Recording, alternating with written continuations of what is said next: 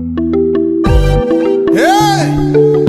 mes bien-aimés, voici maintenant le bon moment, le moment bien entendu que nous devons changer tous nos caractères, nos anciens caractères doivent changer. Nous devons nous aimer les uns les autres, en compatissant, en pardonnant comme dit la Bible.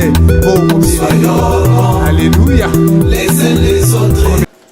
Salut bien-aimés dans le Seigneur, nous voulons vous remercier d'avoir disposé de votre temps pour pouvoir nous écouter. Il y a quelque temps, nous avions fait un enseignement avec l'apôtre Adolphe Lisenja portant sur la gestion de l'Église. Nous avions fait cet enseignement-là en lingala, une de nos langues africaines, plus précisément une de nos langues de la République démocratique du Congo. Fort malheureusement, nous avions reçu les appels de plusieurs frères au Cameroun, au Sénégal et en Côte d'Ivoire qui ont voulu que nous puissions reprendre cet enseignement-là en français.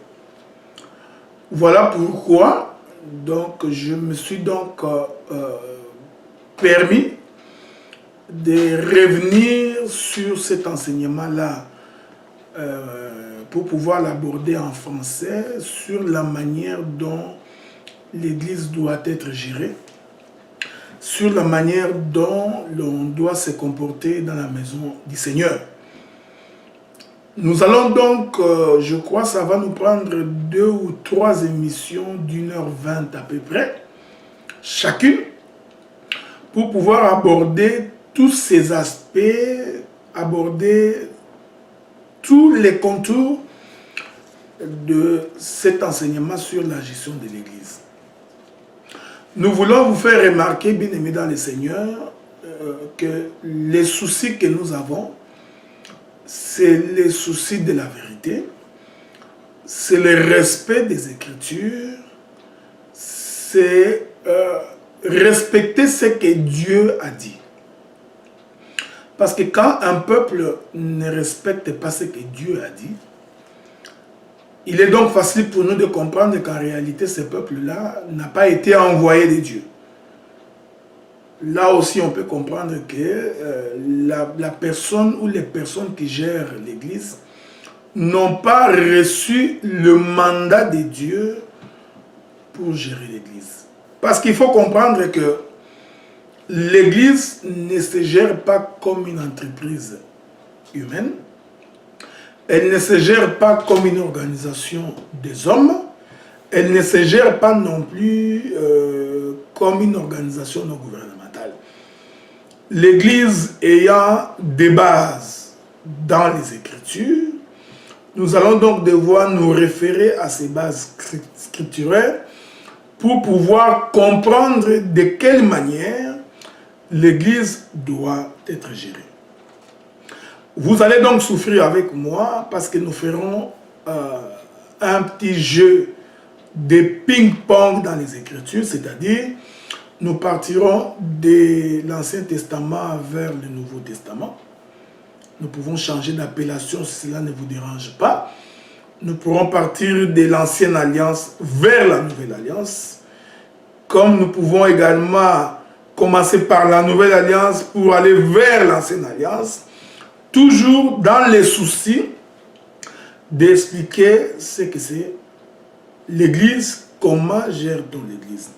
Il est important de préciser, bien-aimé dans le Seigneur, que c'est votre frère, bien-aimé Adélard Ndaye. Je suis l'un des ministres de l'Église, de l'Assemblée des saints, de l'Assemblée des élus, de l'Église de Jésus-Christ. Nous sommes installés dans la ville de Gatineau et dans la ville d'Ottawa, où nous prestons avec d'autres ministres, toujours dans le souci d'apporter la vérité, dans les soucis de communiquer la pensée céleste au peuple. Voilà pourquoi nous rappelons aux frères d'Ottawa et de Gatineau, y compris les frères de Montréal, de comprendre que nous sommes en train, avec l'aide du Saint-Esprit, de vouloir apporter un souffle nouveau sur la manière de comprendre les Écritures, sur la manière de gérer l'Église, sur la manière de respecter ce que Dieu a dit. Donc, il va de soi qu'il est possible que tout ce que nous aurons à dire ait à bouleverser les conceptions jadis installées. Il est possible que tout ce que nous aurons à avancer puisse avoir un impact direct sur la vie des frères et des sœurs qui habitent dans les régions précitées. Comprenez tout simplement que ce que nous voulons, c'est d'amener le peuple à comprendre la pensée de l'Éternel. Comprenez une chose avant de pouvoir commencer. Quand vous prenez le livre d'Exode, dans son chapitre 40, je suis en train de faire une mise au point, laquelle mise au point va donc nous permettre de pouvoir bien avancer dans la saisie de l'Écriture. Nous sommes dans Genèse chapitre 40, le premier verset. La Bible dit ceci. L'Éternel parla à Moïse et dit, le premier jour du premier mois, tu dresseras un tabernacle, la tente d'assignation, et tu placeras l'arche du témoignage, et tu couvriras l'arche avec le voile. Tu apporteras la table et tu la disposeras en ordre. Tu apporteras le lampe. Tu placeras l'autel d'or pour les parfums devant l'arche du témoignage. La Bible précise ici que le Seigneur dit à Moïse que le premier jour du premier mois, toi Moïse, tu vas dresser un tabernacle. Et lorsque vous aurez dressé les tabernacles, comme vous le savez, le tabernacle étant composé de 3 parties, nous avons ce qu'on appelle le parvis, qui est la partie extérieure du tabernacle. Ensuite, nous avons le lieu saint. Et finalement, nous avons les lieux très saints. Le tabernacle, donc, c'est un corps qui est composé de 3 parties. Nous n'entrons pas dans les détails pour expliquer la portée prophétique de ces 3 parties qui composent le tabernacle, parce que cela n'est pas l'objet de notre enseignement.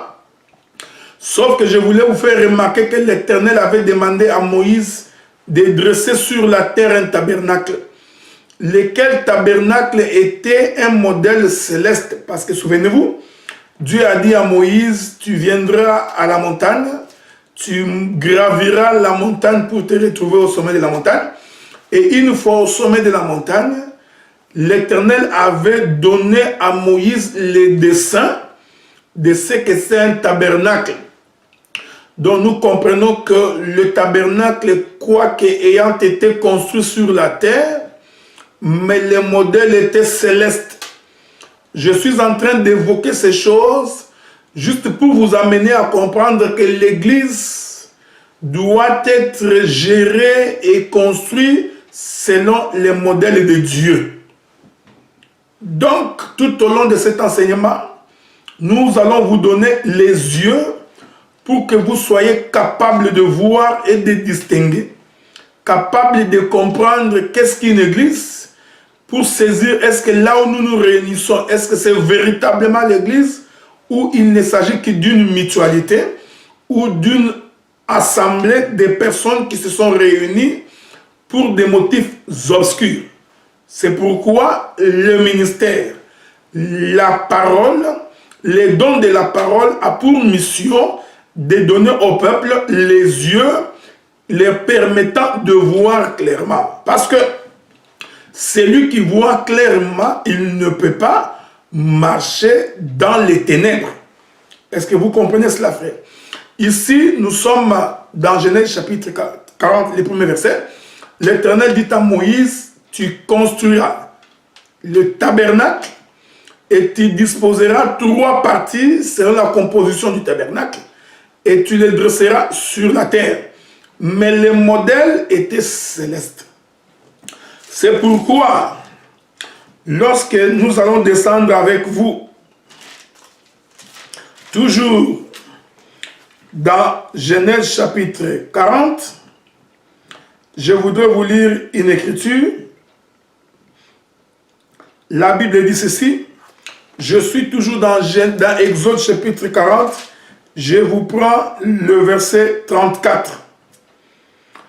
L'écriture dit ceci. Alors la nuée couvrit. Je voudrais remonter un peu plus haut. Ce serait parfait. La Bible dit ceci. Je suis dans le verset 30. Il plaça la cuve. Il y mit de l'eau pour les ablutions. Moïse et Aaron et ses fils s'y lavèrent les mains et les pieds lorsqu'ils entrèrent dans la tente d'assignation et qu'ils s'approchèrent de l'autel. Ils se lavèrent comme l'Éternel l'avait ordonné à Moïse. Il dressa le parvis autour du tabernacle et de l'autel et il mit les rideaux à la porte du parvis. Ce fut ainsi que Moïse acheva l'ouvrage. Alors, la colonne couvrit la tente d'assignation et la gloire de l'Éternel remplit le tabernacle. Avez-vous remarqué? L'Écriture dit, lorsque Moïse a fini de construire le tabernacle, selon les modèles célestes, je précise les mots et j'y vais lentement pour que personne ne puisse échapper à la connaissance. C'est-à-dire, lorsqu'on constata, que l'Éternel a constaté, que Moïse a observé scrupuleusement les recommandations qui lui ont été données au sommet de la montagne, la Bible dit que c'est en ce moment-là que la colonne de nuée, qui était jadis au ciel, va donc descendre pour entrer dans le tabernacle. Est-ce que vous me suivez, frère? En d'autres termes, le tabernacle était un corps terrestre, mais dont le modèle était céleste, et le tabernacle a par conséquent constitué être l'habitation de l'Éternel. Parce que la nuée, c'était Dieu lui-même. Vous comprenez? Nous pouvons ajouter des écritures là-dessus pour vous prouver que la nuée représentait Dieu. Parce que la Bible dit ceci. Je vais vous lire 2 ou 3 autres écritures pour que nous puissions nous mettre d'accord là-dessus. Écoutez ce que la Bible dit à propos de la nuée. Parce que vous allez comprendre que lorsque la nuée entre dans le tabernacle, en réalité, c'est Dieu lui-même qui entre dans la maison. Vous comprenez? Donc, la nuée veut tout simplement... le tabernacle va donc être l'habitation de Dieu, l'habitation de l'Éternel. Et Dieu qui entre dans le tabernacle, en réalité, en d'autres termes, cela veut dire Dieu est entré dans sa maison. Mais force est de constater que Dieu n'est entré dans sa maison que lorsqu'il s'est rendu compte que le modèle a été respecté.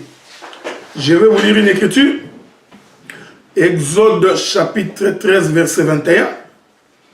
L'Éternel allait devant eux le jour dans une colonne de nuée pour les guider dans leur chemin, et la nuit dans une colonne de feu pour les éclairer afin qu'ils marchassent jour et nuit. Verset 22. La colonne de nuée ne se retirait point devant le peuple pendant le jour, ni la colonne de feu pendant la nuit. Voyez-vous? Donc, la colonne représentait Dieu. Cette colonne était une colonne de nuée pendant le jour, une colonne de feu pendant la nuit. Vous comprenez que lorsque la colonne est une colonne de nuée pendant le jour, c'est pour préserver le peuple au rayon du soleil. Cette chose est prophétique. La nuit, la même colonne devient une colonne de feu En réalité, cette colonne de feu, c'est un chandelier. C'est une lampe qui éclaire le peuple. Voyez-vous? Donc, la colonne de feu est une lumière. Nous comprenons que cela représente également Dieu lui-même. Parce que Jésus-Christ a dit, je suis la lumière du monde. Quiconque me suit ne marchera pas dans les ténèbres. Donc Jésus voulait dire qu'il est la colonne de feu qui conduit le peuple. Souffrez que je vous ajoute une autre écriture. Parce qu'avec les écritures, c'est toujours plus facile pour le peuple de comprendre ces choses. Je ne suis pas pressé. Je ne suis pas en train de courir. Nous allons encore prendre une autre écriture. La Bible dit ceci, Psaume 104, verset 3. Il forme avec les eaux les fêtes de sa demeure. Il prend les nuées pour son char et il s'avance sur les ailes du vent. Nous n'allons pas entrer dans ces détails ici. Parce que nous sommes capables de vous expliquer que le vent a des ailes. Donc le vent est un oiseau. Mais ce n'est pas ce qui m'intéresse pour l'instant. Allons lire une autre écriture chez les frères Job. Job nous dit ceci. Je suis dans Job, dans son chapitre 38, le verset 9. Quand je fis de la nuée son vêtement et de l'obscurité ses langes. Chapitre 36, verset 29. Et qui comprendra les déchirements de la nuée, les fracas de sa tente. Est-ce que vous comprenez? Donc, même le frère Job nous explique que on peut déchirer la nuée. Quand on déchire la nuée, il doit y avoir des fracas d'une tente qui s'éclate. Souffrez que nous ne puissions pas entrer dans ces détails, parce que nous croyons que Job ici, il a vu le Seigneur sur la croix.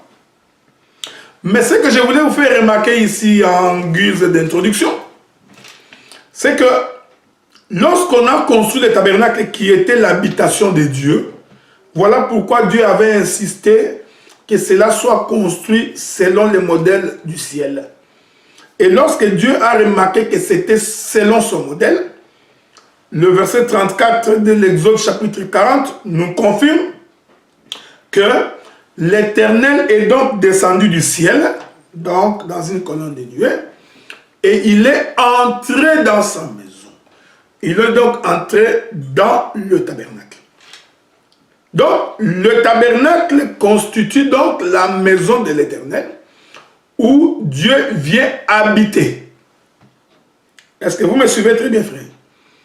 Donc, si on ne prend pas soin de respecter les modèles de Dieu, si on ne prend pas soin de respecter ce que les Écritures attestent, il faut considérer, bien aimé dans le Seigneur, que nous sommes très loin de la volonté de Dieu. Même si nous chantons, même si nous dansons, même si nous sommes ensemble, même si les gens crient, ils tombent dans des assemblées, mais lorsque le modèle n'est pas un modèle de la Bible, en réalité, Dieu ne vient pas au rendez-vous. C'est pourquoi vous allez souffrir que je puisse faire une petite chute libre dans les jardins, parce que c'est dans mes habitudes. Parce que moi, j'ai toujours pensé que pour trouver la bonne explication de l'Écriture, il faut toujours se référer au jardin. Parce que le prophète Moïse a tout mis dans les jardins. Même l'Église se trouve dans les jardins. Je vais vous aider petit à petit à comprendre que l'Église se trouve dans les jardins. Et là, vous allez voir qu'il y a une manière de gérer l'Église. Remarquez, frère. L'Église, en réalité, les gens qui ont fait des études de mots, qui ont fait la sémantique de mots, ils comprennent que l'église veut dire sortie de, séparée de. Vous comprenez? Cette définition ne contredit pas l'écriture. Ne contredit pas l'écriture, pourquoi? Parce que remarquez que le souci de Dieu, c'était de se trouver un peuple qui porterait son nom. Parce que l'église est une femme qui en réalité porte le nom du mari. Lisons une écriture dans le livre des Éphésiens. Lisons une écriture dans le livre des Éphésiens. Je ne suis pas en train de courir parce que je suis en train d'enseigner. Donc comme j'enseigne, je ne suis pas pressé. Ok? Lisons une écriture dans le livre des Éphésiens. Je suis dans Éphésiens. Éphésiens, nous allons prendre le chapitre 5. Ok? Éphésiens, chapitre 5. Éphésiens, chapitre 5. Je vais vous lire quelques écritures là-dessus. La Bible dit ceci. Je commence par le verset 20. La Bible dit: rendez continuellement grâce pour toutes choses à Dieu le Père, au nom de notre Seigneur Jésus-Christ, vous soumettant les uns aux autres dans la crainte de Dieu. Femmes, soyez soumises à vos maris comme au Seigneur, car le mari est le chef de la femme, comme Christ est le chef de l'Église, qui est son corps, et dont il est le sauveur. Hein? Femmes, soyez soumises à vos femmes,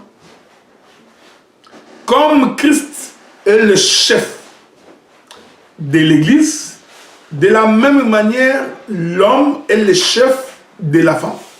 Je répète cette écriture-là. Je répète ça.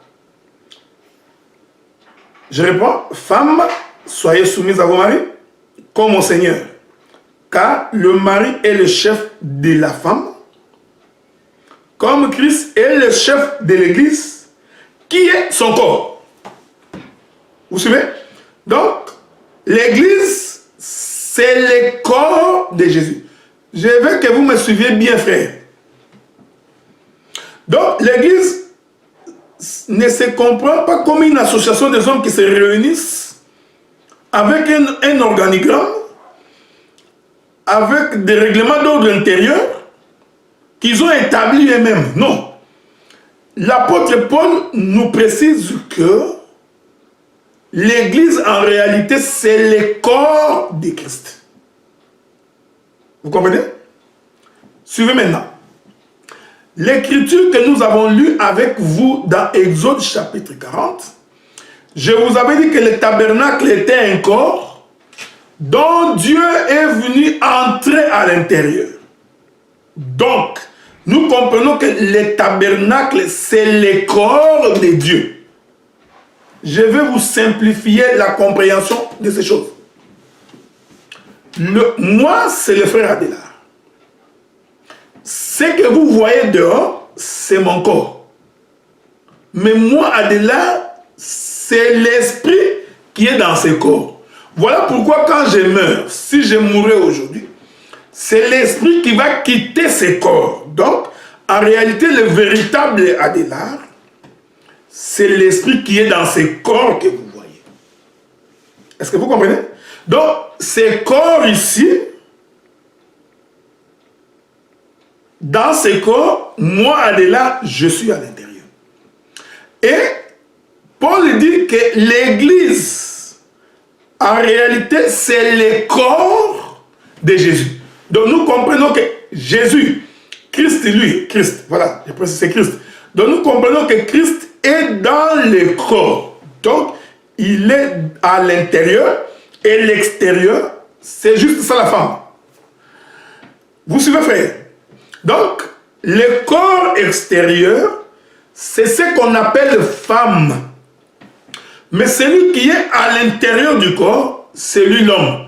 celui de Marie. Je rentre dans Exode chapitre 40.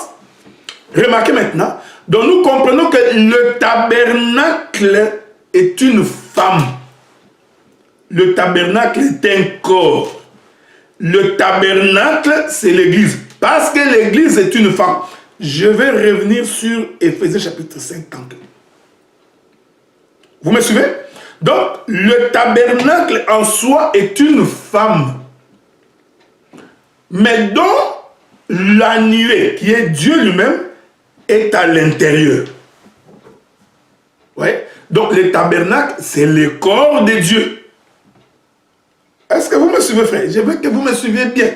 Je suis en train de marcher lentement, doucement, pour que personne d'entre vous ne puisse dire qu'il n'a pas compris. Même le plus petit dans ces choses doit être capable de me saisir. Parce que je suis en train de parler à ce peuple qui est pris en otage par des hommes et par des femmes qui n'ont pas saisi la portée de l'écriture, qui n'ont pas saisi la compréhension des choses de Dieu. Vous allez comprendre que donc l'église ne peut pas être l'église d'un homme. Est-ce que vous me suivez, frère? Déjà, quand on lit les prophètes comme nous sommes en train de les lire là présentement, un homme ne peut pas être propriétaire d'une église. Donc, quand on dit déjà que c'est l'église du pasteur tel, c'est l'église du prophète tel, c'est l'église de l'apôtre tel, l'église de l'évangéliste tel, nous comprenons automatiquement que cette conception, elle n'est pas conforme aux Écritures. Cette conception ne rentre pas dans la logique de Dieu. C'est pourquoi je suis en train de labourer la terre pour que vous trouviez de la sémence. Remarquez, frère. Le bien-aimé Paul, je rentre encore dans Éphésiens parce que je n'ai pas fini. Toujours dans son chapitre 5. Le verset 23. Car le mari est le chef de la femme, comme Christ est le chef de l'église, qui est son corps. Donc nous comprenons que la femme, c'est le corps de l'homme. Oui, frère. Donc, une femme, c'est le corps du mari. Voilà pourquoi vous allez même comprendre que tu ne peux pas donner à la femme d'autrui un nom. Vous comprenez? Parce que l'église, c'est ça même le corps de Jésus. Or, l'église étant le corps de Jésus, elle ne peut porter que le nom de son mari. Elle ne peut porter que le nom de celui qui l'a racheté. Vous comprenez? Je suis en train ici d'éclabousser, de balayer, vous comprenez? D'emporter toutes les conceptions humaines des hommes, toutes les conceptions mondaines. L'apôtre Paul dit ceci. Je continue. Il dit, or, de même que l'Église est soumise à Christ, les femmes aussi doivent l'être à leur mari en toutes choses. Marie, aimez vos femmes comme Christ a aimé l'Église et s'est livré pour elle afin de la sanctifier après l'avoir purifiée par l'eau et la parole. Avez-vous remarqué? Donc, le bien-aimé Paul, le frère Paul, parce que nous sommes de l'assemblée des saints, nous sommes de l'assemblée des frères Paul, des frères Pierre, des frères Jacques, des frères Jean. Nous sommes membres de cette assemblée-là. Quand je dis que nous sommes membres de cette assemblée, c'est pour dire que nous sommes de ceux qui respectent les fondements laissés par les apôtres. Et nous faisons de notre mieux pour respecter ces fondements, frères. Parce que nous croyons la vie se trouve là. Sur le fait de veiller sur le modèle. La vie s'y trouve, frère. Remarquez. Donc, la femme c'est le corps de l'homme. Et l'apôtre précise que l'église, en réalité, c'est le corps de Jésus. Vous voyez, hein? Donc, ce n'est pas ton corps. Ce n'est pas le corps d'un pasteur, d'un docteur ou d'un prophète ou de qui que ce soit, mais c'est le corps de Christ. Donc, cela veut dire que l'église doit respecter le modèle de Christ. Remarquez maintenant, frère.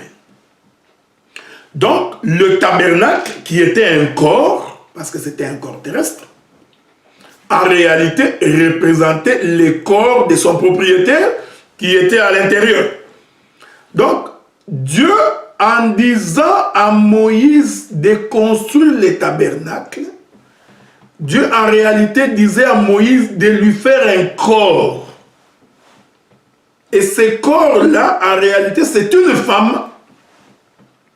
Voilà pourquoi le corps a toujours été terrestre. Le tabernacle a été construit avec les matériaux terrestres, mais ayant le modèle céleste. Vous voyez, hein? Cette chose est très très importante pour comprendre les choses de Dieu. Et lorsque l'Éternel a constaté que le modèle, c'était que le modèle du ciel, alors Dieu est descendu. C'est-à-dire quoi? L'homme est venu s'asseoir sur son corps. Donc il a pris autorité sur la maison. Il a pris autorité sur le tabernacle. Ces mouvements est d'ordre prophétique. La nuée qui entre dans le tabernacle, en d'autres termes, la nuée prend la direction du tabernacle. C'est-à-dire, la nuée dirige le corps.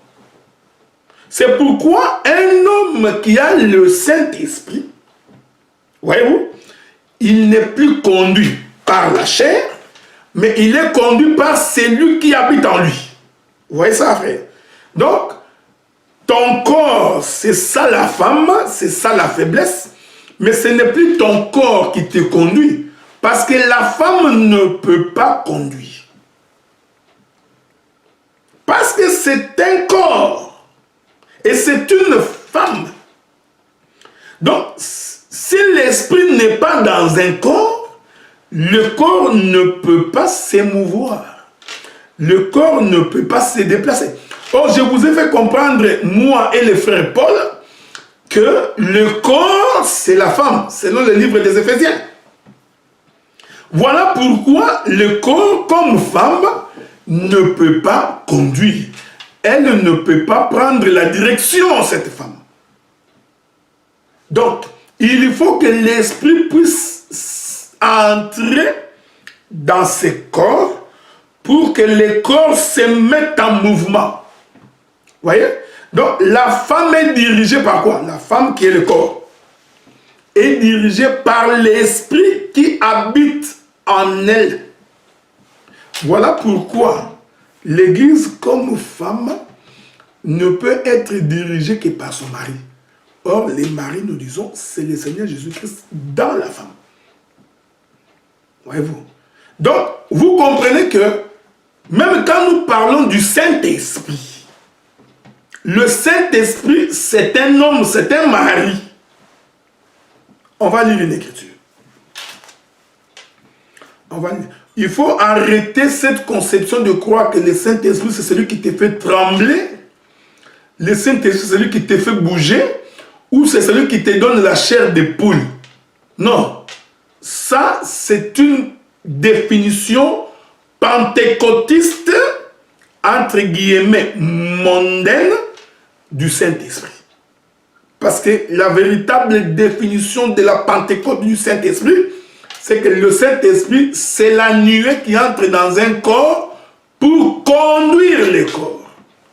Souffrez. On va lire une écriture.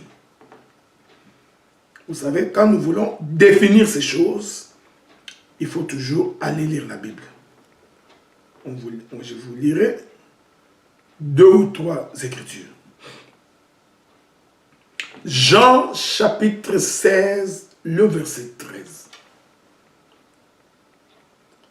Je voudrais commencer par le verset 12, si vous voulez. Jean chapitre 13. Jean chapitre 13. Commençons par le verset 12. Écoutez ce que le Seigneur dit. La Bible dit ceci. Après qu'il ait lavé les pieds. Jean chapitre, vous souffrez que je sois rassuré. Jean chapitre 16, oui. Jean chapitre 16, je commence par le verset 12. La Bible dit ceci, je m'étais trompé, je m'en excuse. La Bible dit, j'ai encore beaucoup de choses à vous dire, mais vous ne pouvez pas les porter maintenant. Le Seigneur était en train de s'adresser à ses disciples. Que nous expliquons ici que les disciples, c'est aussi un corps. C'est une église. Jusque-là, dans cette première émission, je suis en train de définir l'église. Pour que vous puissiez voir. Quand nous allons mettre le point sur la manière de gérer l'église, que la chose soit aussi simple, claire comme l'eau du rocher. Écoutez, j'ai encore beaucoup de choses à vous dire, mais vous ne pouvez pas les porter. Maintenant, quand le consolateur sera venu, l'Esprit de vérité, il vous conduira dans toute la vérité, car il ne parlera pas de lui-même, mais il dira tout ce qu'il aura entendu et il vous annoncera les choses à venir. Virgule. Il me glorifiera parce qu'il prendra ce qui est à moi et vous l'annoncera. Voyez-vous, hein? Le Saint-Esprit, c'est un conducteur. Le Seigneur dit, il vous conduira, c'est-à-dire, il fera de vous un être en mouvement. Donc, tant que le Saint-Esprit n'est pas encore venu, vous êtes un peuple inerte. Vous êtes une femme qui n'a pas de vie. Vous êtes une femme vous êtes une femme inanimée. Vous comprenez? Donc, dans un autre langage, vous n'avez aucune direction à prendre. Vous ne savez pas où aller. Pourquoi? Parce que le conducteur n'est pas encore arrivé. Vous voyez? Maintenant, le Seigneur dit, quand l'Esprit Saint viendra, qu'est-ce qu'il fait?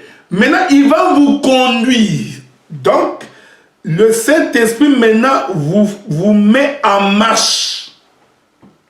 Il commence à vous déplacer. Écoutez ce que le Seigneur dit. Le Saint-Esprit, c'est lui qui vous parlera. Donc, le Saint-Esprit, c'est celui qui a la bouche. Est-ce que vous me suivez, frère? Parce que ne peut parler que celui qui a une bouche. Hein? Or, remarquez que la bouche se trouve dans la tête. Et la tête est sur le corps. Dieu a disposé ces choses avec un but. La bouche se trouve dans la tête et la tête est sur le corps. Donc, remarquez que la tête domine le corps. Vous comprenez? Et il dit que le Saint-Esprit vous parlera. Donc, nous comprenons que le Saint-Esprit, c'est une tête qui a une bouche qui parle à qui? Qui parle au corps. Parce que quand on dit que le Saint-Esprit vous conduira, c'est-à-dire que le Saint-Esprit donne des ordres. Il donne des commandements. Il demande au corps d'obéir. Femmes, soyez soumises à vos maris en toutes choses. Vous voyez? C'est-à-dire, obéissez à ce que le mari dit. Ah, donc nous comprenons que le Saint-Esprit, c'est un mari, c'est un homme qui conduit. Nous pouvons ainsi comprendre que la nuée qui était descendue dans Exode chapitre 40 pour entrer dans un corps, cette nuée est un homme. C'est un mari qui vient prendre possession, qui vient dominer un corps pour les conduire. Voilà pourquoi la bouche est dans la tête. Vous permettez, hein? On va vous ajouter une autre écriture. C'est toujours mieux d'avoir des écritures. Parce qu'avec des écritures, personne ne peut dire qu'il n'a pas compris. Je vais vous trouver une écriture dans les livres de Colossiens. Colossiens chapitre 1er. Prenons le livre de Colossiens chapitre 1er. Colossiens chapitre 1er. Souffrez avec moi parce que nous faisons un bon voyage dans les Écritures. C'est pour éviter que les têtus, les entêtés, ne puissent pas vous dire que nous disons des choses qui viennent de notre tête. Non, non, c'est dans la Bible. Ok? Colossiens chapitre 1er.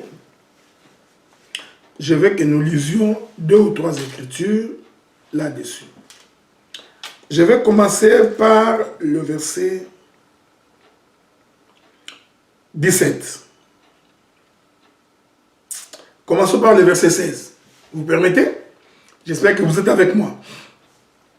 Le verset 16 nous dit ceci.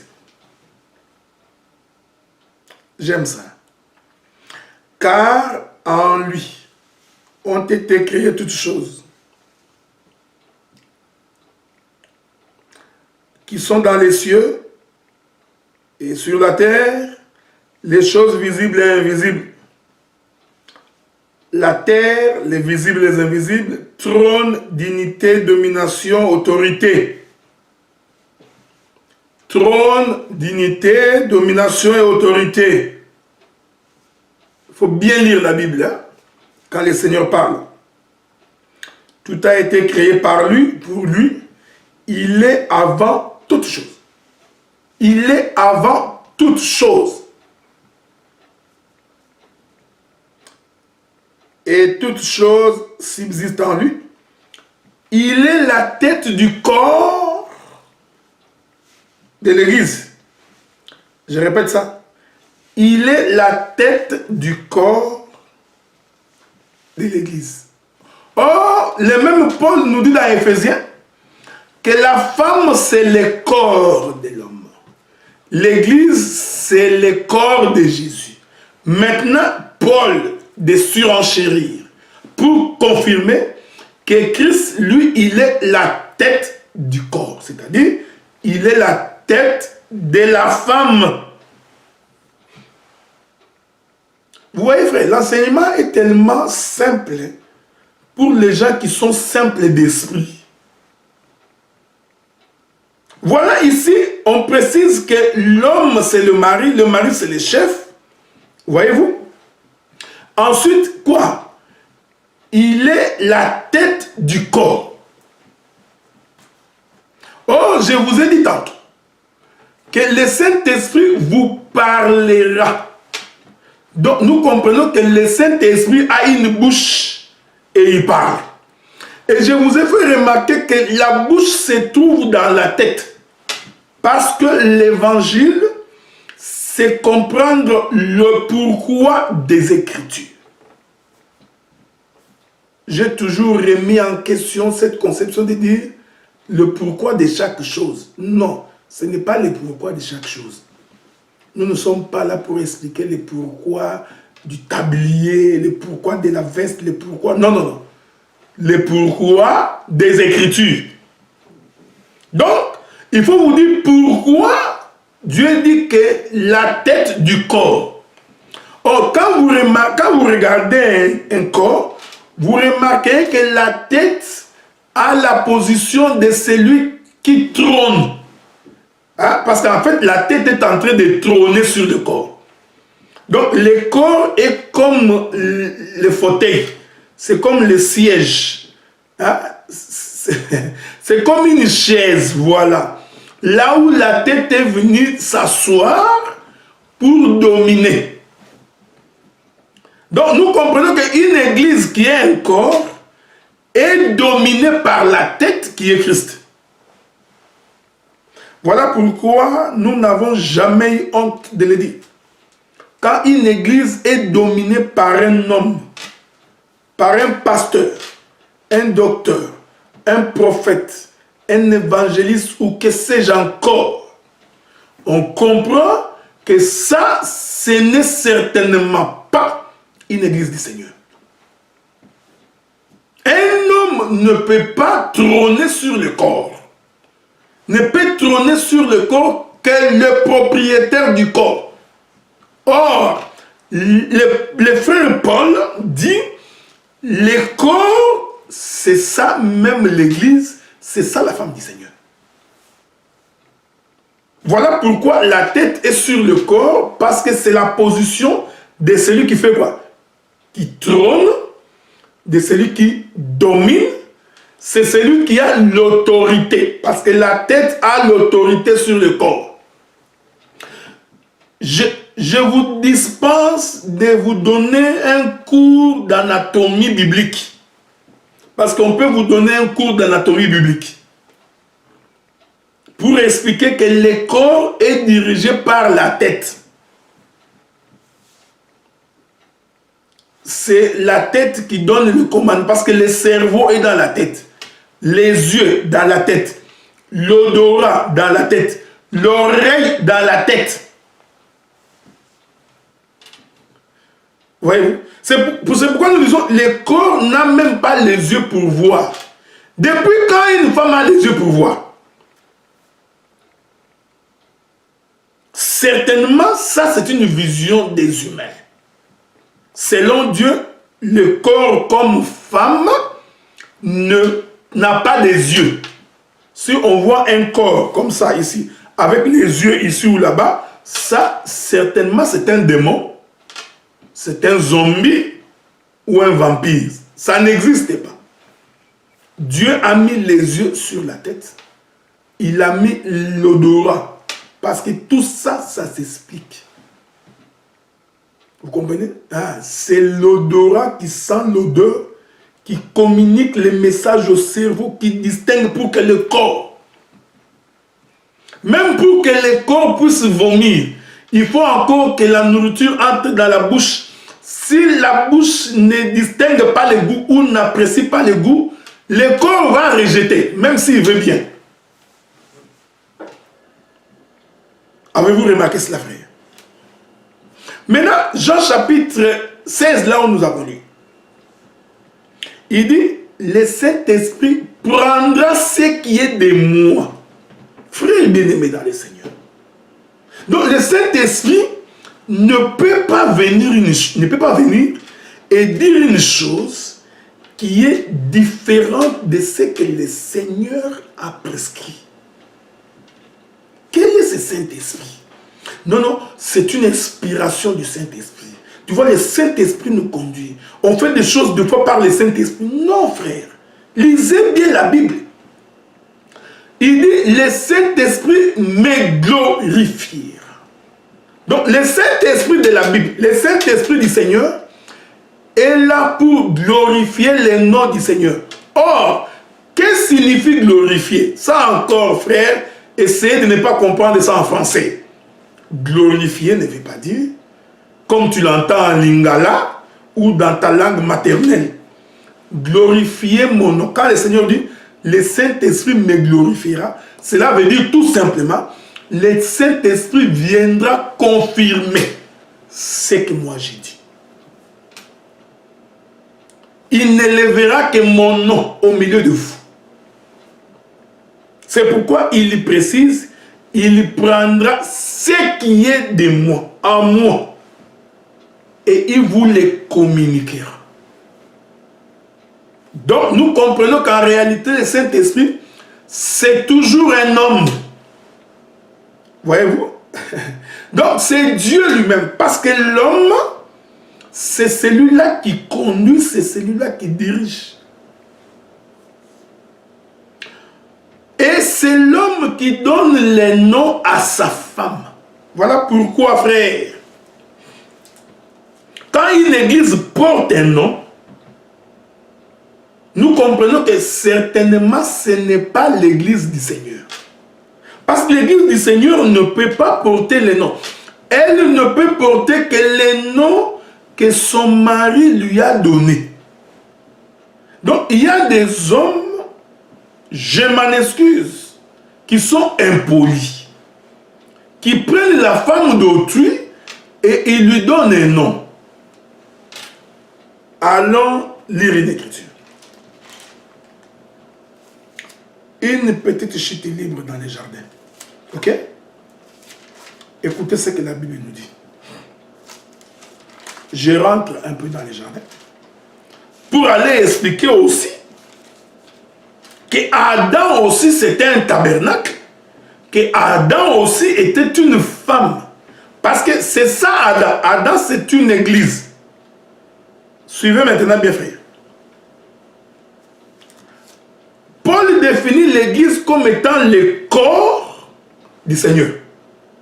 C'est-à-dire, c'est une tente et le Seigneur habite à l'intérieur de cette tente. Donc, ce corps extérieur, c'est ça la femme. Je crois que lorsque nous allons avancer petit à petit dans cet enseignement, nous irons juste à vous expliquer qu'en réalité, sur la croix, c'était la femme qui était morte. Parce que c'est le corps qui a été crucifié sur la croix. Mais l'esprit du Seigneur avait quitté ce corps. On va expliquer. Parce que l'homme en réalité avait quitté ce corps-là. Parce que l'homme ne peut pas mourir. Souffrez avec moi. On va en expliquer au fur et à mesure qu'on va avancer. Mais acceptez avec moi que nous puissions d'abord faire un petit tour, visiter le frère Moïse dans le jardin. Je suis dans Genèse, dans son chapitre 2. Vous voyez, je suis toujours en train de définir la femme. Donc, j'ai défini l'église. Genèse chapitre 2. Non, lisons d'abord le chapitre 1er. La Bible dit ceci à partir du verset 26. Faisons l'homme à notre image.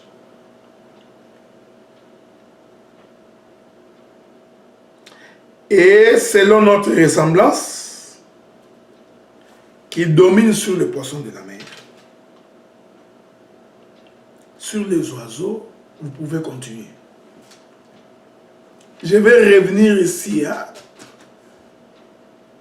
Faisons l'homme à notre image, selon notre ressemblance. Voyez-vous? En fait, Dieu voulait se faire un corps. Écoutez-moi bien. Vous allez voir que cet Adam ici, c'est un corps. En réalité, c'est une femme. Parce que la femme, c'est le corps de l'homme. L'homme, c'est le propriétaire du corps. C'est celui qui trône sur le corps, qui dirige le corps. Maintenant, regardez. Dieu crée un homme qui lui ressemble, il dit afin qu'il domine sur les oiseaux, les animaux, tout ce que vous voulez. On aura le temps d'expliquer toutes ces choses-là. Mais Dieu a précisé, il faut qu'il soit selon nous. Il faut bien lire, hein, parce que si vous ne lisez pas bien, vous allez croire que Dieu était avec beaucoup de gens où ils étaient nombreux.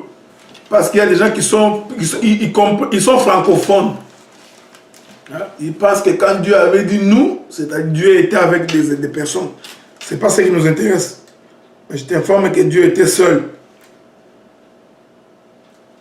Parce que si vous continuez, la Bible dit ceci. Verset 27. Dieu créa l'homme à son image. Vous voyez? Bon, je vais vous aider. Au verset 26, il dit, faisons l'homme à notre image et à notre ressemblance. Dieu parle au pluriel, les gens qui aiment le français. Mais au verset 27, il dit, Dieu créa l'homme à son image. Et il créa l'homme à l'image, il créa l'homme et la femme. Vous voyez? Donc, Dieu parle de nous à je.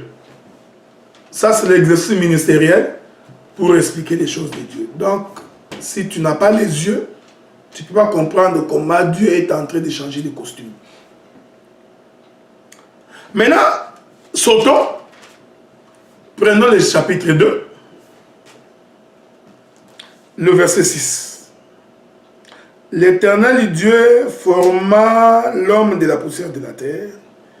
Il souffla dans ses narines un souffle de vie. Et l'homme devint un être en mouvement. Vous avez vu? Donc, lorsque Dieu a d'abord formé l'homme de la poussière de la terre, jusque-là, l'homme ne pouvait pas bouger. Donc, l'homme, cet homme-là qu'on avait créé, était un être inanimé. C'était un être qui ne bougeait pas, qui n'était pas en mouvement. Pourquoi? Parce qu'il lui manquait la tête. Vous savez? Parce que je vous ai fait comprendre que c'est la tête qui fait bouger le corps. C'est-à-dire que c'est la tête qui fait que la main bouge, que les pieds bougent. Parce que le commandement vient de la tête.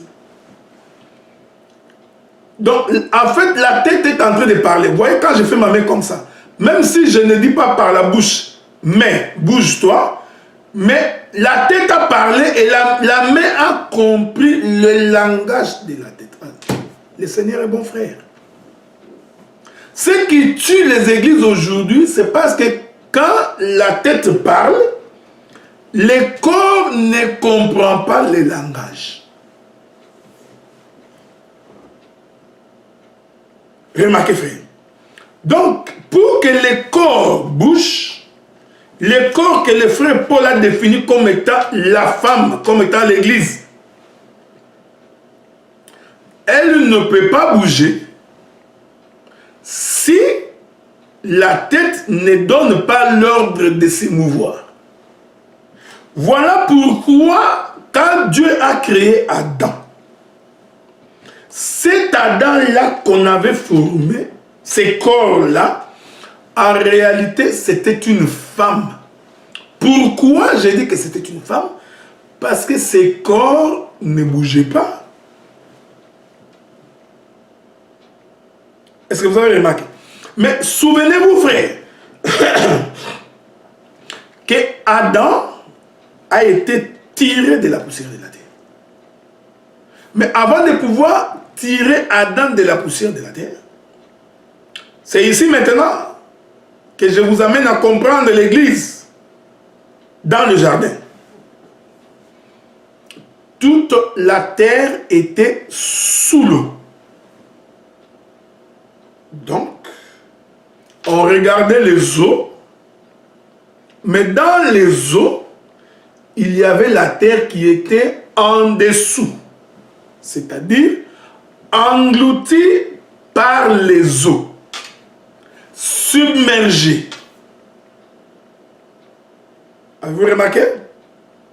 Donc, la terre, quand on observait l'eau, on ne pouvait pas voir la terre parce que les eaux du commencement engloutissaient la terre.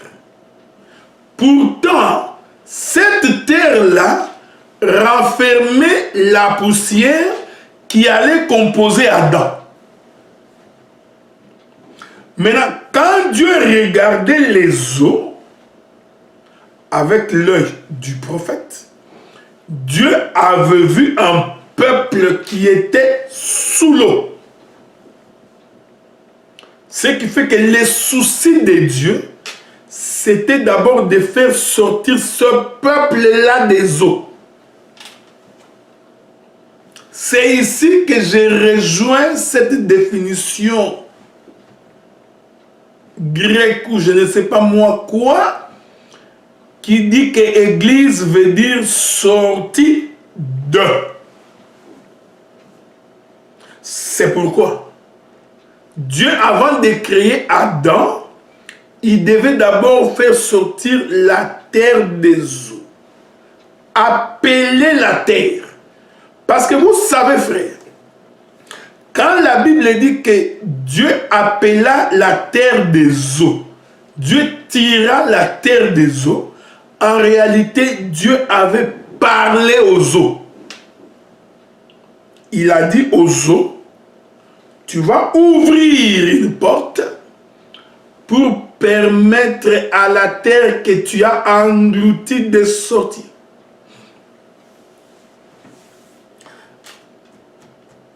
Il y a tellement de choses à dire ici, frère. Donc nous comprenons que les eaux représentent ainsi le monde, le peuple de la terre, toutes les nations de la terre. Mais à l'intérieur de ces nations, il s'y trouvait une terre, un peuple que la terre, que la mer, les eaux avaient englouti. Vous allez souffrir que je puisse appeler un autre témoin, parce que je vais finir cette première partie exactement dans 18 minutes. Je finirai dans 18 minutes parce que je vous ai dit que je vais y aller doucement. Aujourd'hui, je suis en train de définir l'église. Remarquez. Donc, la terre était donc enfermée dans les eaux. Il a donc fallu que l'Éternel fasse quoi? Qu'il demande aux eaux d'ouvrir une fenêtre ou une porte, de s'ouvrir, d'ouvrir un chemin pour lui permettre de faire sortir d'eux. Vous voyez l'église qui s'en vient? Séparée d'eux. Parce que cette terre qui est sortie des eaux a été donc séparée des eaux. Donc, il y a une nette séparation entre les eaux et la terre. Parce que Dieu a tracé une circonférence, il a tracé un cercle pour permettre à la terre de sortir. C'est pourquoi nous disons l'église, c'est celle qui est sortie du monde, qui est séparée du monde, qui ne vit pas comme le monde, qui ne se comporte pas comme le monde. Si dans le monde, il y a les présidents et les présidentes, il n'en est pas ainsi dans l'église. Si dans le monde, il y a la présidente déléguée générale, il n'en est pas ainsi dans l'église. Si dans le monde, le jeune garçon, le jeune frère, danse les pantalons sous les fesses, les sous-vêtements dehors, il ne peut pas y avoir une telle pratique dans l'église. Si dans le monde, le musicien, même dans leur concert, ils mettent des lunettes fumées alors qu'il ne fait pas soleil, alors qu'ils sont dans une salle, dans l'église, cela doit être différent. Si les musiciens du monde dansent les ventres dehors, dans l'église, on ne peut pas danser les ventres dehors. Il faut qu'il y ait une démarcation. C'est la première chose que Dieu a faite pour commencer son travail. Il a d'abord séparé la terre avec les eaux. Et ça, c'est la base même de la doctrine.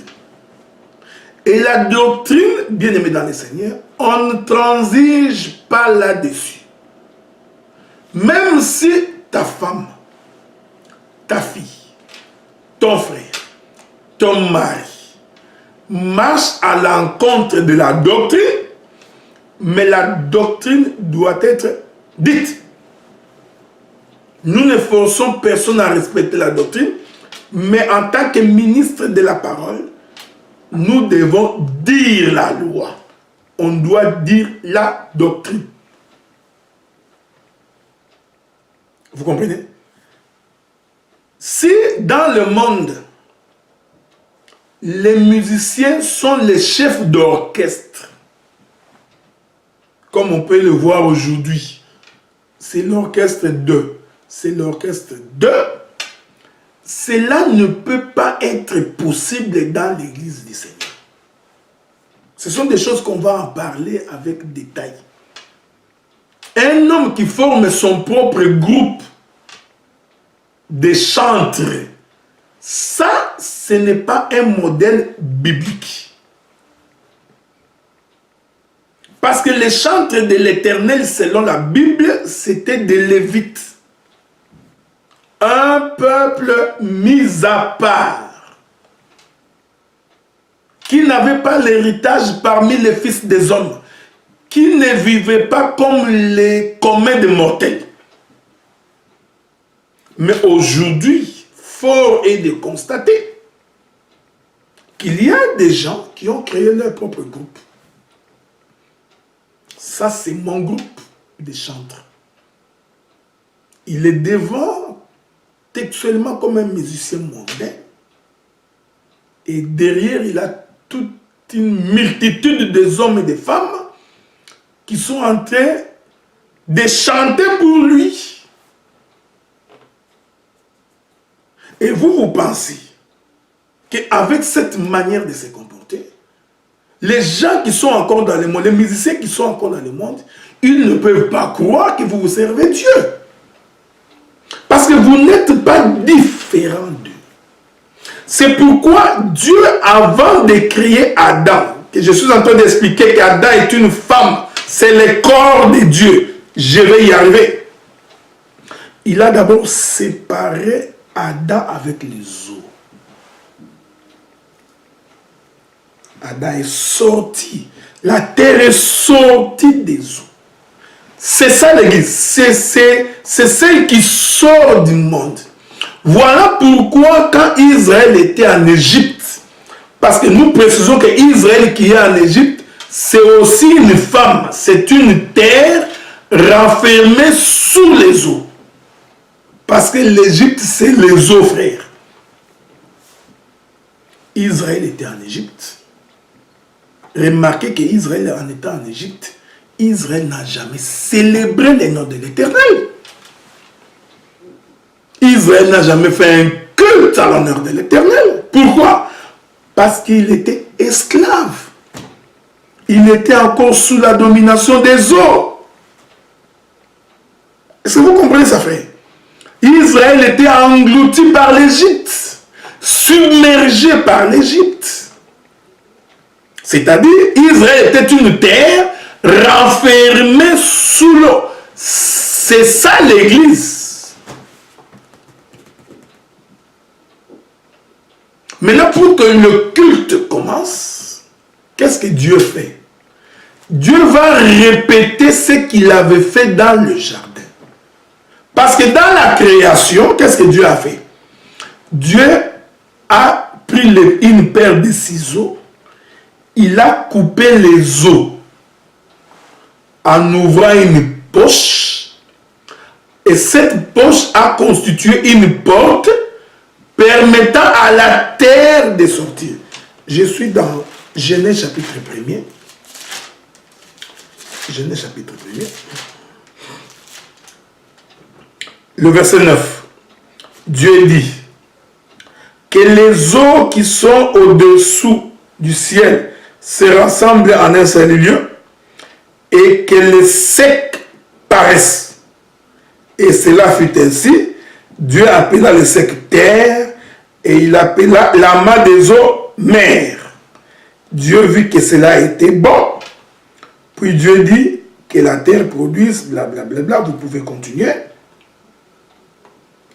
Le verset 13 dit: ainsi il y eut un soir et il y eut un matin. Ce fut le 3e jour.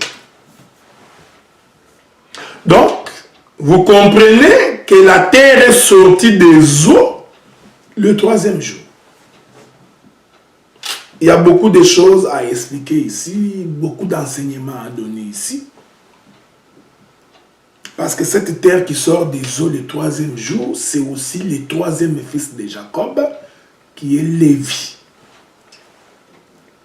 Parce que Lévi est séparé de ses autres frères.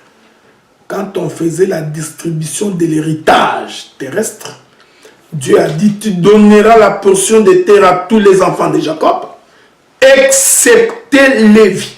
Lévi n'aura pas part aux choses de la terre. Il sera consacré à mon service. Ça, ce sont des choses qu'on en parlera plus tard. Donc, c'est Lévi ici, cette terre qui sort des eaux. Donc, nous comprenons qu'au 3e jour, qu'est-ce que Dieu a fait? Il a donc pris une paire de ciseaux. Il a coupé les os.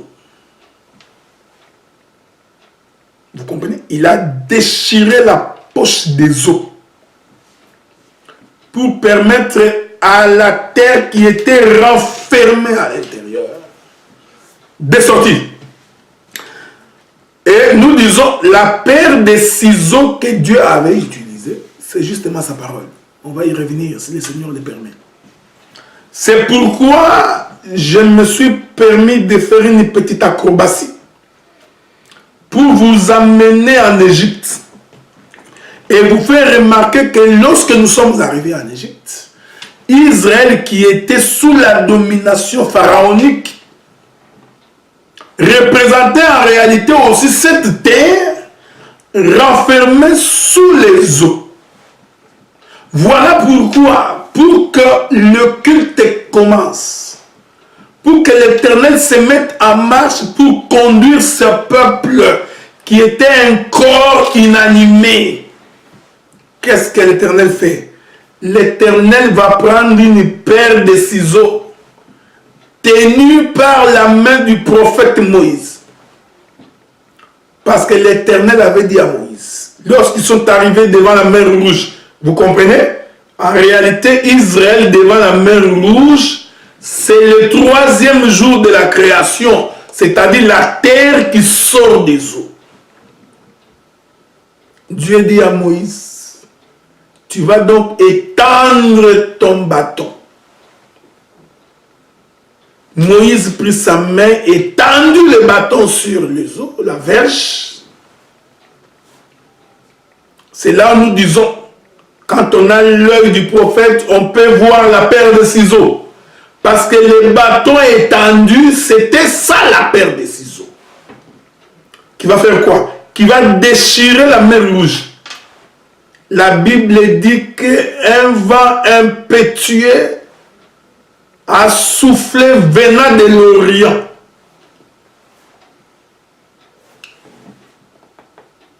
Parce que le vent qui souffle de l'Orient, c'est un homme.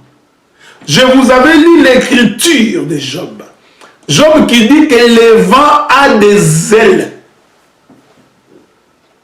Est-ce que vous suivez ça? Est-ce que vous voulez que nous puissions encore relire cette écriture-là? C'est Job qui le dit. Job dit que le vent a des ailes. Bon, je crois que c'est pas mauvais que je vous fasse relire l'écriture.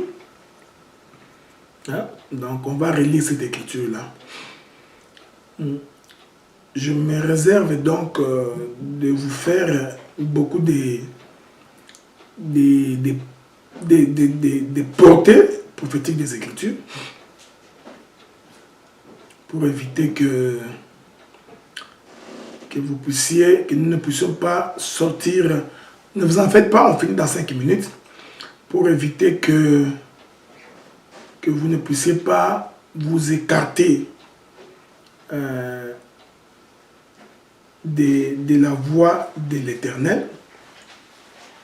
C'est pourquoi je voudrais vous trouver une écriture. Donc, l'écriture qui parle du vent, on l'avait lu tantôt là, donc je vais juste les répéter.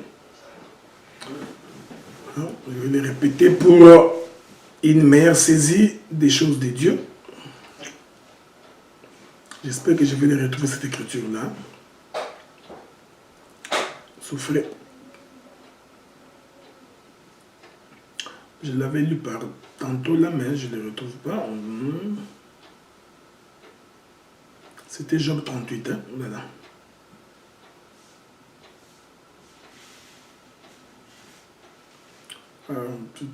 Bon. Je ne le vois pas encore, mais on va y revenir tantôt là.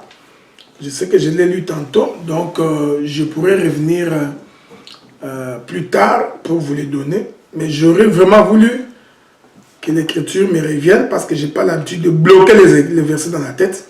Mais je vais les retrouver. Remarquez, donc, le bien-aimé,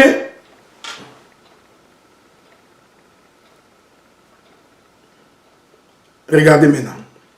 Le bien-aimé, voilà, on va lire l'écriture. Quand nous prenons d'abord Job, le chapitre 36, verset 29, qui comprendra les déchirements de la nuée, les fracas de sa tente. Comprends-tu le balancement des nuées et le merveille de celui dont la science est parfaite? Quand je fis de la nuée son vêtement et de l'obscurité ses langes. Je suis dans le verset 34.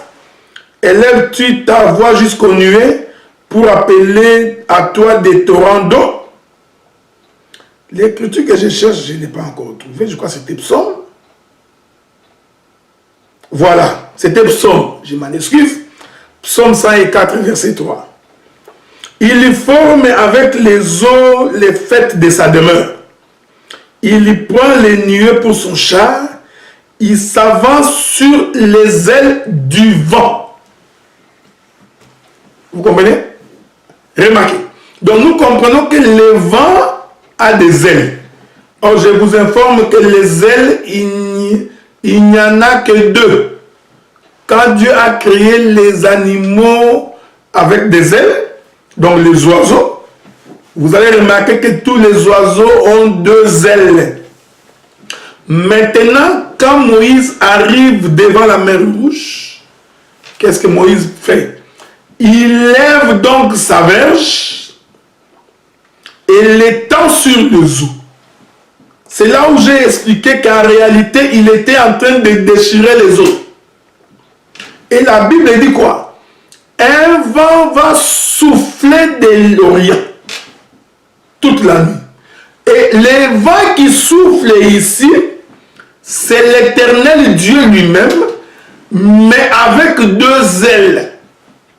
Or, les deux ailes du vent qui soufflent pour déchirer les eaux, nous sommes en train de dire, c'était Aaron et Moïse. Parce que ce sont les deux que Dieu avait envoyés pour libérer le peuple. Vous comprenez? J'ouvre la parenthèse, je la ferme parce que cela fera l'objet de notre enseignement. Parce que nous croyons que le vent, en réalité, c'est un oiseau. Et c'est un oiseau à deux ailes. L'oiseau ici, qui est le vent, c'est l'Éternel Dieu lui-même. Mais Dieu ne peut pas se déplacer sans les deux ailes, c'est-à-dire sans Aaron et Moïse. Or, Aaron et Moïse, c'est ce que le frère Paul dit. Nous sommes bâtis sur le fondement des apôtres et des prophètes. Jésus-Christ lui-même étant la pierre angulaire. Donc, c'est ça les deux ailes du vent qui soufflent pour que les eaux se déchirent. J'y reviendrai. Maintenant, quand la mer Rouge s'est déchirée, ainsi la mer Rouge a ouvert la porte pour permettre à la terre de sortir. Vous voyez, frère? Mais cette terre qui est sortie était encore une terre non vivante. Parce que maintenant, Dieu va former Adam de cette poussière de la terre, cette terre qui est sortie des eaux. C'est pourquoi j'ai précisé que l'Éternel, pour travailler avec un homme ou avec un peuple, l'Éternel commence d'abord par libérer le peuple de l'oppression. Donc, l'œuvre ministérielle consiste à libérer le peuple de l'oppression. Donc, on ne peut pas prêcher à un peuple opprimé qu'il est béni, il va s'acheter des maisons, des voitures, il va avoir des enfants, il va avoir des mariages, alors que c'est encore un peuple opprimé qui vit dans le péché. Vous comprenez? À quoi te sert-il de manger un pain de l'oppression plutôt que d'être libre? Vous comprenez? Mieux vaut pour toi une liberté qu'un pain de l'oppression. Je vous trouvais cette écriture dans le Proverbe. C'est pour dire ceci, frère. Maintenant, quand cette terre est sortie des eaux, qu'est-ce que Dieu fait? Dieu maintenant commence à former l'homme de la poussière de la terre.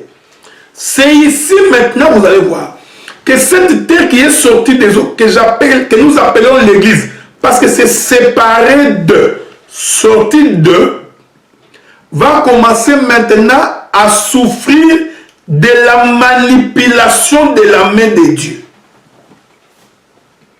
Donc Dieu maintenant a pris sa main, il a commencé à former la terre. Vous voyez, c'est ça l'église. L'église subit sa formation de la manipulation de la main. Or, vous allez remarquer que la main a 5 doigts. C'est ici que je vais mettre un point virgule. La main a 5 doigts. Naturellement, même ta main a 5 doigts. Et nous allons voir avec les Écritures que la main qui a formé Adam avait aussi 5 doigts. Or, Adam, nous sommes en train d'expliquer, c'est le corps. Parce que Dieu a formé Adam qui était un corps. Voyez-vous? C'est là où j'ai expliqué Éphésiens chapitre 5. Le corps est une femme. Donc, cet Adam conformé, ce corps d'Adam, en réalité, c'était une femme. D'ailleurs, pour prouver que c'était une femme, ce corps ne vivait pas. Pour que le corps se mette en mouvement, parce que quand on dit vivre, la Bible dit que l'Éternel souffla dans les narines d'Adam et Adam devint un être vivant. Elle devint un être en mouvement. Parce que celui qui vit, il est en train de se mouvoir. Il s'émeut. Est-ce que vous comprenez? Donc, celui qui est incapable de se mouvoir, il ne vit pas.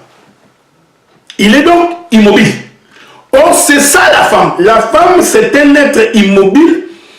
Il attend que le mari puisse arriver pour que la femme se mette en mouvement.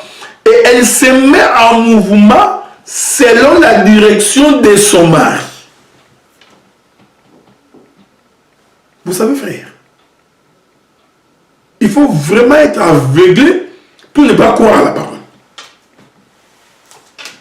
Il faut vraiment que le diable était vraiment aveuglé, que les lieux de ce siècle étant vraiment aveuglés pour ne pas voir l'évidence de l'évangile. Donc, Adam, tant que Dieu n'avait pas soufflé en lui, nous disons, ce souffle-là de l'Éternel à Adam, en réalité, c'était l'homme qui prenait possession d'un corps. Ainsi, Adam pouvait dire, ce n'est plus moi qui vis. En réalité, c'est l'esprit. C'est le souffle qui est en moi qui me fait vivre. C'est pourquoi vous allez remarquer Quand Adam donnait les noms aux animaux, en réalité, ce n'est pas Adam le corps. C'est là où je vais encore scandaliser beaucoup. La femme ne peut même pas donner les noms parce qu'il n'a pas l'enseignement, il n'a même pas la révélation du nom. Adam, corps inanimé, qui est le corps qui représente la femme, n'avait pas la bouche pour donner les noms aux animaux. Il a fallu quoi? Il a fallu que le souffle de l'Éternel, que nous expliquons ici comme étant le Saint-Esprit, prenne possession de ce corps qu'on appelait Adam. En d'autres termes, c'est le mari qui prend possession du corps. Maintenant, l'écriture de Jean chapitre 16 est en train de s'accomplir. C'est-à-dire, quand le Saint-Esprit viendra, il vous conduira dans toute la vérité. Maintenant, quand on commence à donner les noms aux animaux, en réalité, frère, ce n'est pas Adam qui a donné les noms aux animaux. C'était l'Éternel Dieu lui-même. C'est-à-dire, c'était celui qui habitait dans ce corps d'Adam qui commençait à donner les noms aux animaux. Tel animal, tu vas t'appeler ceci. Tu vois? Vous voyez, frère? Donc, le jour où Adam donnait les noms aux animaux, c'était un rassemblement populaire. C'est-à-dire, les poissons sont sortis des eaux pour venir recevoir le nom. Ici, je parle en langue. Souffrez que je puisse parler en langue pour que les fils des prophètes nous interprètent. Les jours où Adam donnait des noms, c'est-à-dire ces jours-là, et les oiseaux sont venus, les animaux des champs sont venus, les animaux aquatiques sont sortis, les insectes, les vers de terre, tout le monde venait pour recevoir les noms. Vous voyez, c'est ça la prédication, c'est ça l'enseignement. Donner les noms, c'est l'enseignement. C'était un homme qui parlait. C'était la tête qui parlait. Ce n'était pas Adam le corps. Parce que c'est Adam le corps, c'est la femme. Elle ne peut pas donner les noms. Voilà pourquoi l'Éternel lui-même, il donna à l'homme qui a donné le nom d'Adam. Qui a dit à cet homme qui va s'appeler Adam? C'est Dieu. Donc il a pris son propre nom, il a donné à sa femme. Parce que l'Église en réalité porte le nom de son mari. C'est pourquoi nous disons, quand nous trouvons une église qui a les noms donnés par des hommes, nous comprenons qu'il y a encore des choses à dire, il y a encore de l'enseignement à donner. Bien-aimés dans le Seigneur, nous allons mettre un point virgule aujourd'hui. Ce que nous avons voulu vous faire remarquer, c'est de voir comment l'église naît. Que l'église, c'est une femme, c'est le corps de l'homme. C'est pourquoi même, quand Ève est venue, avez-vous remarqué, c'est encore Adam, c'est-à-dire le souffle qui était dans Adam, qui a donné à Ève les noms d'Adam.